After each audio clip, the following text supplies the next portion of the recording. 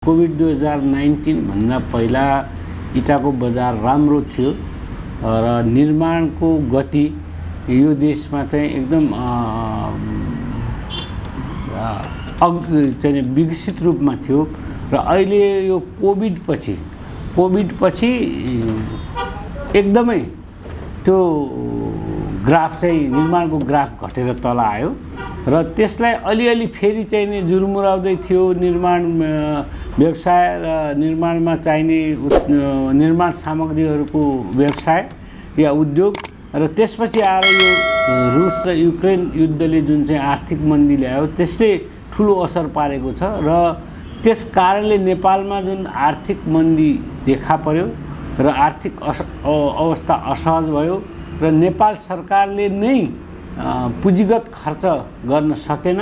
त्यसकारण अहिलेको अवस्थामा इटा उद्योगहरूको अवस्था र निर्माण सामग्री उत्पादन गर्ने सबै उद्योगहरूको अवस्था एकदम कहाली लाग्दो अवस्थामा पुगेको छ, अप्ठ्यारो अवस्थामा पुगेको छ। त्यो उद्योगलाई निरन्तरता दिन कठिनाइ परेको बेला आएको छ। निर्माणको कामै कम भएपछि निर्माण चाहिँ को काम घट्दै गएपछि मागको अवस्था पनि घटेको छ र त्यसमा सरकारका नीतिका कारणले पनि केही कुराहरू अप्ठ्यारो परेको छ। जस्तै हिजो चाहिँ तपाईको जग्गाको किताकाट रोकियो, जग्गाको चाहिँ किताकाट रोकिएपछि निर्माणको काम, व्यक्तिगत निर्माणको काम त्यसले पनि असर पार्यो र सरकारको पुँजीगत खर्च नभएपछि सरकारी निर्माणलाई त्यसले असर गरेको छ। त्यसैले माग कम छ। हामी नेपालमा कोभिड-19 भन्दा अगाडि झन्नै 1100-1200 इटा उद्योग सञ्चालनमा थिए र कोभिडको कारणले हामी एकैचोटि त्यसबाट घटेर 1100-1200 इटा उद्योगबाट घटेर हामी 800 मा झर्यौँ र दोस्रो कोभिडको बेलामा 800 बाट हामी 600 मा झर्यौँ र 600 पनि पूर्ण रूपले सञ्चालन हुन सकेका थिएनन् र यो आर्थिक मन्दीको कारणले गत आर्थिक वर्षमा झन्नै हामी 500 इटा उद्योग सञ्चालन भएका छन् र त्यो 500 इटा उद्योगले पनि पूर्ण रूपमा उत्पादन गर्न सकेको छैन, पूर्ण क्षमतामा उत्पादन गर्न सकेको छैन। त्यसका विविध पक्षहरू छन्। सबैभन्दा ठुलो पक्ष चाहिँ बजार हो, माग भएन। त्यसको अर्को पक्ष चाहिँ त्यसलाई चाहिने कच्चा पदार्थको रूपमा आउने कोइलाको मूल्य अप्रत्याशित रूपमा यो के अरे चाहिँ यो युद्धका कारणले बढ्न गयो र त्यस कारणले गर्दाखेरि अहिले चाहिँ यो आउँदो सिजनमा इटा चाहिँ यो सिजनल उद्योग हो। त्यस कारणले आउँदो सिजनमा मलाई लाग्छ 300 इटा उद्योग पनि सञ्चालन हुन्छन् कि हुँदैनन् भन्ने अवस्थामा छौँ हामी। इटा भन्ने वस्तु जुन चाहिँ निर्माणका लागि एउटा महत्त्वपूर्ण वस्तु थियो त्यसको आयात गर्नु पर्दैन। त्यसमा चाहिँ नेपाल आत्मनिर्भर छ। बरु अलिअलि थोरै मात्रामा भए पनि हामी निर्यात गर्छौँ इटालाई। हामी यो बुट्टे इटाहरूलाई चीनतिर, तिब्बततिर अलिअलि हामी बरु यहाँबाट हामी के अरे चाहिँ निर्यात गर्छौँ। तर इटा आयात गर्नुपर्ने छैन। त्यो आत्मनिर्भर भएको निर्माण सामग्रीमा अहिले नेपालले अथवा सरकारको नीतिले अहिले वालिङ मेटेरियल भनेर अन्य पदार्थहरू पनि आयात गर्ने गरेको छ। जुन अन्य वस्तुहरू जुन आयात भइरहेका छन् निर्माणमा वालिङ मेटेरियलका, त्यसले मानव स्वास्थ्यलाई र गुणस्तरलाई र प्रकृतिलाई, त्यसका सँगसँगै वातावरणलाई के किसिमको असर गर्न सक्छ भन्ने मलाई लाग्छ, मैले बुझेसम्म अहिलेसम्म सरकारले त्यसको गहिरो अध्ययन गरेको छैन र त्यो गहिरो अध्ययन नगरेका कारणले यो इटाको चाहिँ खपतलाई केही मात्रामा त्यसले पनि कमी गरेको छ। तर मानव स्वास्थ्यका लागि र वातावरणका लागि त्यो कुरा कति लाभदायक छ, कति हानिकारक छ भन्ने बारेमा सरकारले यसको गहन अध्ययन गर्नुपर्छ भन्ने कुरा हो। र अर्को कुरा, तपाईँले इटा उत्पादन महँगो भयो कि भन्ने कुरामा जुन कुरा राख्नु भएको छ, मैले अघि पनि कुरा गरेँ, यहाँले पनि कुरा उठाउनु भयो। हामीसँग कोइलाको खानी छैन। हामीले कोइला भारतबाट आयात गर्थ्यौँ पहिला र अहिले त अब हामी भारतको कोइलाले नहुने भएर अथवा भारतले पनि हामीलाई मागे सरहको अथवा माग गरे सरहको क्वान्टिटी र क्वालिटी नदिने भएपछि अहिले हामी अमेरिका अनि इन्डोनेसिया अनि तपाईँको चाहिँ नि तान्जानिया, अन्य अफ्रिकी कन्ट्रीहरू, युरोप के अरे चाहिँ अमेरिकन कन्ट्रीहरूबाट ल्याउँदैछौँ, आयात हुँदैछ। त्यस कारणले त्यो महँगो पर्दैछ। टाढाबाट आउनुपर्ने त्यसको ट्रान्सपोर्टेसनदेखि लिएर विभिन्न बाटोमा लाग्ने ड्युटीहरू जुन छन् त्यसले गर्दा महँगो पर्दैछ। तर पनि जति कोइलाको मूल्य बढेको छ त्यसको तुलनामा इँटाको मूल्य बढेको छैन, किनभने डिमान्ड नभएपछि मूल्य बढ्दैन। मागका आधारमा मूल्य बढ्ने भावनाले हामीले कोइला महँगोमा किन्दाखेरि पनि हिजो अलिक सस्तोमा कोइला प्रयोग गर्दाखेरिकै मूल्यभन्दा त्योभन्दा मूल्य तल खसेको छ माथि। मैले यो पनि यहाँले भनेको कुरा ठिक हो। एउटा कुरा त के हो भने हामीसँग त्यो कलाकारिताको इँटा जुन हामी बुट्टे इँटा भनेर एउटा शब्दमा भन्दा बुट्टे इँटा भन्छौँ, तर त्यसमा कलात्मक इँटाहरू विभिन्न प्रकारका इँटाहरू उत्पादन गर्नुपर्ने हुन्छ। त्यसको लागि त्यो सिपको विकास भएको छैन। त्यो थोरै मात्रामा परम्परागत रूपमा काठमाडौँ उपत्यकामा त्यस्तो प्रकारको इँटा तयार गर्ने कामदारहरू पाउँछ, त्यो ट्रेनिङ नै भएको छैन। त्यो इँटा उत्पादन गर्ने त्यो सिपको विकास भएको छैन। त्यो सिपको विकास गरिदिने कुरा, सिपको विकास गराउने कुरामा सरकारको सहयोग चाहिन्छ। कुनै एउटा व्यावसायिकले अथवा व्यावसायिक सङ्गठनले मात्रै त्यो सिपलाई त्यो कलालाई विकास गर्न सक्दैन। त्यस कारणले त्यो कलाको विकास गर्न सकियो, त्यो सिपको विकास गर्न सकियो, त्यसको तालिम दिन सकियो, त्यसको बारेमा अवसर र रोजगारीको सिर्जना गर्न सकियो भने यहाँले भनेको कुरा गर्न सकिन्छ नसकिँदैन। तर त्यसका लागि पहल त सरकारबाटै हुनुपर्छ, किन त्यो उत्पादित वस्तुलाई निर्यात गर्ने बेला पनि सरकारको सहयोग चाहिन्छ। बुट्टे इँटा र कलात्मक इँटाको जुन कुरा गरेँ, त्यो बुट्टे इँटा र कलात्मक इँटा भनेको हामी यो यसलाई चाहिँ अब बौद्ध सभ्यता भन्दा पनि हुन्छ। यो बुद्धिस्टहरू भएको देशमा बढी यसको प्रचलन छ। बुद्धको संस्कृति जुन देशमा बढी छ त्यहाँ बढी प्रचलन छ। नसकिने होइन, मैले अघि पनि भने नि हामीले सामान्य खालको इँटा उत्पादन गर्नका लागि पनि अहिले पनि भारतबाट कामदार ल्याउँछौँ हामी, किनभने त्यसको दक्ष कामदार नेपालमा छैन। र हामी के भन्दैछौँ भने झन्डै 3 लाखको हाराहारीमा इँटा उद्योग क्षेत्रमा रोजगारीको अवसर छ। 3 लाख व्यक्ति, 3 लाखजनालाई रोजगार दिने अवसर छ। तर त्यसमा दक्ष कामदार अहिले पनि छैन, सबै हामी भारतबाट ल्याउँछौँ। त्यसको लागि तालिम दिनु पर्यो, त्यो दक्ष कामदार बनाउनु पर्यो नेपालीलाई भनेर इँटा उद्योग महासङ्घले विगतको 1 दशक, म यो इँटा उद्योग महासङ्घको संस्थापक सचिवबाट यसमा संलग्न छु, तर 1 दशकबाट त मैले मेरो हातले दस्तखत गरेको पत्रहरू नेपाल सरकारसँग हामीले पठाइरहेका छौँ कि हामीलाई तालिमको व्यवस्था गराइदिनुहोस्, यो प्रविधिका बारेमा नयाँ टेक्नोलोजीको बारेमा विकास गरौँ भनेर हामी सरकारसँग लाग्छौँ। तर सरकारको कुन चाहिँ मन्त्रालयको कुन ठाउँमा हाम्रा पत्रहरू छन् त्यसलाई मैले अहिलेसम्म कार्यान्वयन भएको देखेका छैन। तर विगतको वर्षमा, विगतको 2 वर्ष अगाडि हामीले इसिमोड भन्ने संस्थाको सहयोगमा सिटिभिटी जुन व्यावसायिक तालिम परिषद भन्ने छ, सिटिभिटी मार्फत हामीले ब्रिक फायर मास्टर भन्ने तालिमको लागि एउटा पाठ्यक्रम तयार गरेका छौँ।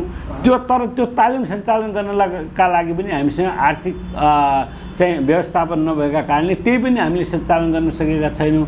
जब हामी सामान्य इँटाको प्रविधिको बारेमा तालिम दिन सकिराखेका छैनौँ भने कलात्मक इँटाका लागि त अझ माटोको पनि त्यसमा विशेषता चाहिन्छ, विशेष प्रकारको माटो पनि चाहिन्छ र विशेष प्रकारको तालिम पनि चाहिन्छ।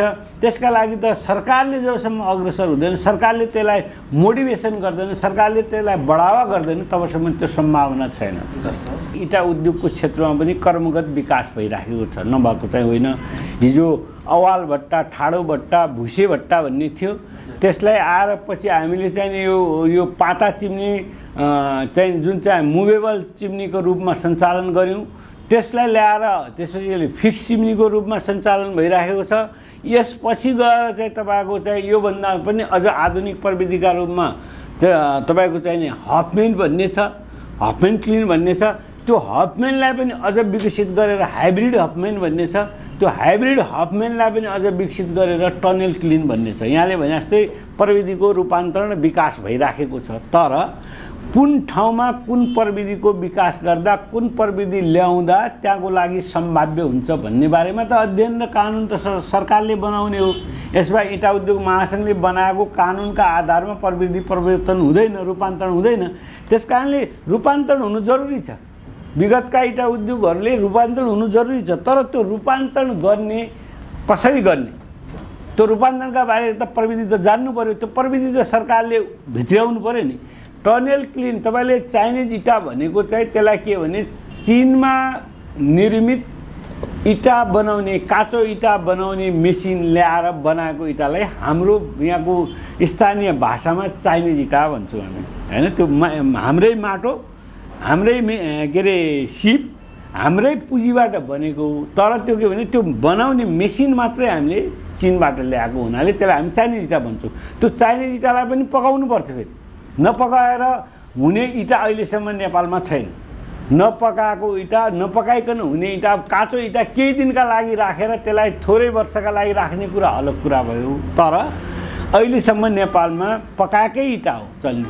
र पकाएकै इँटा नेपालमा मात्र होइन, यो विदेशमा पनि के हो भने फायर ब्रिक जसलाई रेड ब्रिक भन्छ, रातो इँटा भन्छ, माटोबाट बनेको रातो इँटालाई मानवीय स्वास्थ्यका दृष्टिकोणले अति उत्तम मानेर त्यसैलाई प्रयोग गर्ने भन्छ। तर अब त्यसका लागि हामी कहाँ अर्को प्रविधि चाहिँ रूपान्तरण गर्न हामी इँटा उद्योगी तयार छौँ, तर त्यो प्रविधिलाई रूपान्तरण गराउने कुरामा सरकारले फेसिलिटेट गर्नु पर्यो, मेसिन ल्याउने कुरामा फेसिलिटेट गर्नु पर्यो, त्यो मेसिनको सञ्चालन गर्ने त्यसको प्राविधिकहरूलाई तालिम दिने कुरामा सरकारले फेसिलिटेट गर्नु पर्यो। त्यस कारणले त्यो हामी गर्नु हुँदैन भन्ने भन्छ, गर्नुपर्छ, हामी पनि तयार छौँ। तर हामीले नै तपाईँलाई म एउटा कुरा अर्को एउटा चाहिँ नि चाखलाग्दो विषय यहाँको यो चाहिँ सञ्चार माध्यमबाट म भन्न चाहन्छु।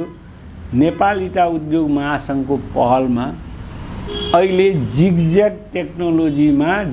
टेक्नोलोजी सिङ्गल म्यान फिडिङ भनेर हामीले अहिले नयाँ टेक्नोलोजी त्यसैभित्र काँचो इँटालाई भित्र पकाउनका लागि राखिने प्रविधिलाई हामीले परिमार्जन गरेका छौँ। त्यो परिमार्जन गरेको प्रविधि अति उत्तम भनेर हामीले पाकिस्तानमा गएर ट्रेनिङ दिएका छौँ। पाकिस्तान सरकारले हामीले विकसित गरेको परिमार्जन गरेको प्रविधिलाई अपनाएर अहिले पाकिस्तान सरकारले यो जिगज्याग बाहेक अर्को प्रविधि सञ्चालन गर्न नपाउने भनेर पाकिस्तान सरकारले निर्णय गरिसक्यो। तर नेपाल सरकारले तिमीले यो अपनाएको जिगज्याग प्रविधि के हो, यो त यस्तो यस्तो भन्छ भन्ने बारेमा अहिलेसम्म सोधेको छैन। अथवा हामीले पटक पटक भन्दा पनि नेपाल सरकारले यो हाम्रो प्रविधिले हामीले जुन अहिले विकास गरेका छौँ त्यसको रिकगनाइज गरेको छैन। त्यसैले सरकारले जबसम्म परिवर्तन गर्न चाहँदैन कागजमा गरेर हुँदैन, त्यसलाई व्यावहारिक रूपमा लैजानुपर्छ भन्ने हाम्रो मान्यता छ। आर्थिक अभावका कारणले बजारका कारणले इँटा उद्योग सञ्चालन गर्ने अवस्थामा छैनौँ। अर्को कुरा के भइराखेको छ भन्दा अहिले जुन आर्थिक अवस्था समग्र राज्यको कमजोर भयो, समग्र राज्य नै आर्थिक रूपले चाहिँ कमजोर हुँदाखेरि इँटा उद्योगीले अथवा निजी क्षेत्रले अथवा जुनसुकै पनि ब्याङ्कबाट कर्जा लिएर लगानी गरेका व्यवसायीहरूको ब्याज र उसको सामा बुझाउने म्याद अहिलेसम्म समयमा बुझाऊ भनेकै छ, टाइममा बुझाऊ भनेकै छ। कारोबार नहुने भए चाहिँ कहाँबाट बुझाउने, नम्बर 1 कुरा। नम्बर 2 कुरा के हो भने हिजो वार्षिक 7% देखि 9% लिएको ऋण ब्याजको कर्जा अहिले 16% 17% पुग्यो र हिजो आज ब्याङ्कले ब्याज घटाएको भन्ने छापामा आउँछ, मिडियामा आउँछ, तर व्यवहारमा घटाएको देखिएको छैन। त्यसैले अब यस्तो बेलामा सरकारले इँटा उद्योगीहरूलाई हाम्रो माग के मात्रै हामी तिर्दैनौँ भनेको होइन, हामी तिर्नुपर्छ। किन हाम्रो त त्यहाँ क्वालिटर छ, हाम्रो त धितो बापत घर जग्गा सबै भएको सम्पत्ति ब्याङ्कसँग छ, तर त्यसको समय थप गरिदिनु पर्यो, 1 वर्ष समय थप गरिदिनु पर्यो भनेर नेपाल सरकारलाई नेपाल सरकार राष्ट्र ब्याङ्कका गभर्नरलाई सम्बन्धित निकायलाई मैले पत्राचार गरेको, मैले मात्र नेपाल इँटा उद्योग महासङ्घले मात्र पत्राचार गरेको 3 महिना 4 महिना भइसक्यो, अहिलेसम्म कुनै जवाफ पाइँदैन।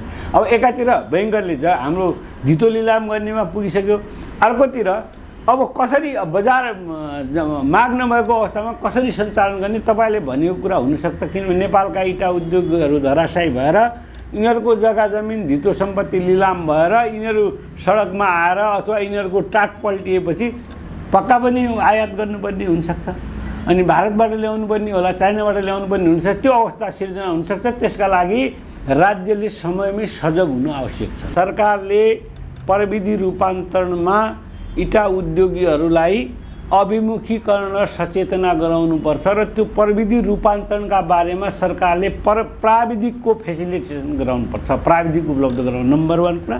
नम्बर 2 कुरा के हो भने इटा उद्योग स्थापना गर्दाखेरि नै जुन प्रक्रियाले इटा उद्योग स्थापना हुन्छ त्यसै प्रक्रिया अनुसार त्यहाँ इटा उद्योग सञ्चालन गर्नका लागि निर्बाध रूपमा सरकारले सहयोग गर्नुपर्छ। 2 तेस्रो कुरा पुँजीको व्यवस्थापन अलिकति नयाँ प्रविधिमा रूपान्तरण हुँदै जाँदाखेरि सरकारले न्यून ब्याजमा अथवा जसलाई अङ्ग्रेजीमा सफ्ट लोन भन्छ त्यस्तो प्रकारको कर्जा उपलब्ध गराउनुपर्छ र त्यसपछि गुणस्तरका बारेमा इटाको गुणस्तरका बारेमा सरकारले प्रविधि र गुणस्तरका बारेमा अथवा वातावरणका बारेमा सरकारले निरन्तर रूपमा निरीक्षण त्यसको अनुगमन गरिराख्नुपर्छ भन्ने माग छ। सरकार अथवा राज्य जसरी 3 तहको सरकारको संरचना बनायो, नेपालमा लोकतन्त्रको क्रान्ति आयो, त्यसमा इटा उद्योगीहरूको पनि केही न केही योगदान छ होला। क्रान्तिमा पनि छ, जीडीपीमा पनि छ, आर्थिक उन्नतिमा पनि छ, रोजगारीमा पनि छ। आफ्नो उद्योगको सेक्टरले जति भ्याउँछ त्यसमा इटा उद्योगको महत्त्वपूर्ण योगदान छ भन्ने कुरामा राज्यले त्यो कुरा महसुस गर्नुपर्छ। त्यसका लागि के हो भन्दा हामीले चाहिँ माटोकै सन्दर्भमा सबैभन्दा पहिलो वस्तु कच्चा पदार्थ भनेको माटो हो।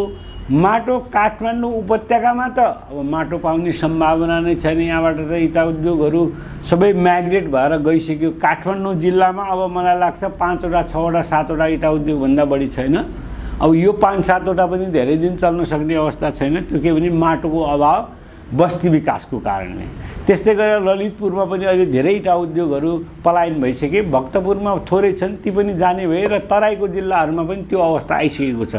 अब अहिले माटोमा सरकारले निजी माटो जो व्यक्तिको जग्गाधनी पूर्जाभित्र रहेको माटो किनेर ल्याउँदा पनि त्यसमा पनि रोयल्टी लगाउने गर्यो प्रदेश सरकारहरूले। अब सबै प्रदेशले लगाइसकेको अवस्था छैन। त्यसकारणले केही प्रदेशहरूले माटोमा पनि रोयल्टी लगायो। रोयल्टी भन्नाले प्रति स्क्वायर मिटर अथवा स्क्वायर फिटमा यति पैसा बुझाउनुपर्छ अनि मात्र माटो ल्याउनु पाइयो। एकापट्टि जो जग्गाधनीलाई माटोको पैसा तिर्नु पर्यो, अर्कोपट्टि सरकारको रोयल्टी ल्याउनु पर्यो, तेस्रोपट्टि बाटोको त्यहाँ फेरि के अरे रोड सेस कर भन्छ, चौथोपट्टि अलिकति धुलो उडायो भने त्यहाँको सङ्घ संस्था क्लब माइला दिदीबहिनीले आएर त्यहाँ बाटोमा गाडी छेकिहाल्छ भने अनि त्यो कच्चा पदार्थ नै नपाउने भएपछि त इटा उद्योग त पलायन हुन्छ। त्यसैले माटोको बारेमा तपाईँले जुन कुरा उठाउनु हो, माटो मात्र होइन, हामीले खोलाबाट ल्याउने जुन बालुवा भस्कट भन्छौँ, जो इटा बनाउँदाखेरि हामी त्यसलाई बाहिरबाट लगाउने चलन छ, त्यसमा अलिकति प्रयोग हुन्छ, त्यो ल्याउनुका लागि पनि अहिले सरकारले ठुलो रोयल्टी, स्थानीय सरकारहरूले, प्रदेश सरकारले ठुलो त्यसको रोयल्टी लगाएका छन्। त्यस कारणले के हो भने अब राज्य संस्था नै यति महँगो भयो, राज्य प्रणाली नै यति महँगो भयो कि राज्यलाई कर जति बुझायो भने पनि राज्यकै सरकारकै खर्च चलाउन गाह्रो भएको हुनाले अब यो त महँगो, हरेक कुरा महँगो हुँदै जाने हो यो प्रणाली अन्तर्गत। त्यसकारण सरकारले उद्योगलाई, म त अझ के भन्छु भने तपाईँको यो लोकप्रिय सञ्चार माध्यमले एउटा सरकारसँग हाम्रो सन्देश, हाम्रो अनुरोध के पुर्याइदिनुपर्छ भने जबसम्म सरकार साना घरेलु मझौला उद्योगहरूलाई बढावा दिँदैन, संरक्षण गर्दैन, उनीहरूको लागि नीति ल्याउँदैन, तबसम्म देशको आर्थिक उन्नति हुँदैन। ठुला उद्योगले मात्र आर्थिक उन्नति हुन सक्दैन। त्यसकारणले मझौला साना घरेलु उद्योगहरूलाई सरकारले बढावा दिनुपर्छ। उनीहरूको विकासका लागि, उनीहरूको पुँजीका लागि, उनीहरू रोजगार सृजनाका लागि उनीहरूलाई फेसिलिटेट गर्नुपर्छ भन्ने हाम्रो आग्रह छ।